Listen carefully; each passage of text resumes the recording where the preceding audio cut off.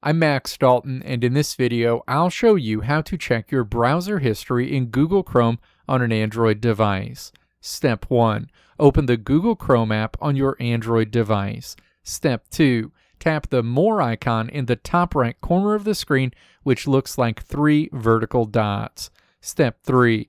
Tap History from the menu options. A complete chronological list of your recently visited web pages will appear on the screen. Step 4. Scroll through the list to view your activity, or tap the search icon at the top of the history page to search for a specific website or topic. Step 5. If you want to revisit a page, simply tap its name in the list to open it immediately. If you are using Samsung Internet instead of Chrome, open the app, tap the menu icon in the bottom right corner, and select History to view your past browsing activity. Additionally, if you have syncing enabled on your Google account across multiple devices, your Chrome history on Android will also show pages you visited on your desktop or tablet.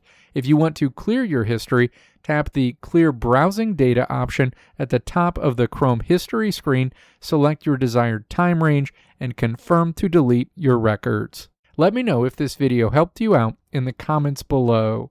If you liked what you saw here, click the video links on the right side of the screen to check out another video.